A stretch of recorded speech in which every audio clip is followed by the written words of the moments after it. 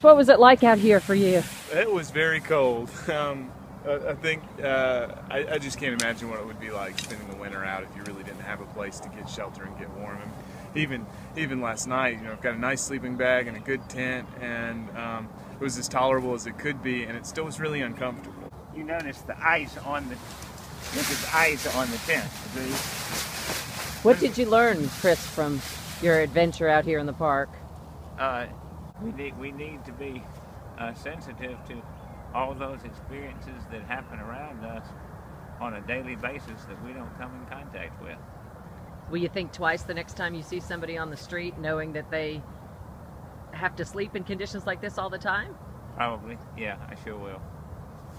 So, I mean, it was a very good thing. I certainly buy into the concept of the solidarity with the homeless, and there was a real nice group spirit here with homeless people here and people who were here to support them, and we sang campfire songs and roasted marshmallows and just enjoyed that sense of community. Everything was frosty, and my bedclothes are still real frosty. I just had a sleeping bag and a little pad and just slept outside. You didn't have a tent or anything? I had no tent, no. The big problem with sleeping outside like this is sleep deprivation. Not being able to get a good night's sleep. It's a very challenging way of life. I think Daybreak does great work, and there's nothing more I want now than to go down there and get a cup of coffee, and I can see that service every day is something people really depend on. There was frost on our tent. There was frost on my sleeping bag.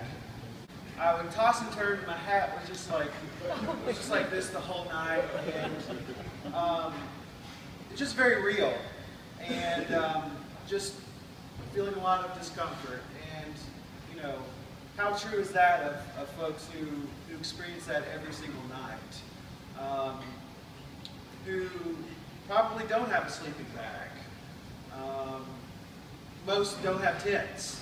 Of course, we had the camaraderie of all these people in a little tent city, but you could really, in the middle of the night, it really dawned on me, it's really cold outside, especially if you needed to go to the bathroom in the middle of the night. I guess my real takeaway from it was a very needed wake-up call of sorts of things I have to take home back to my congregation and back to my friends, things to think about.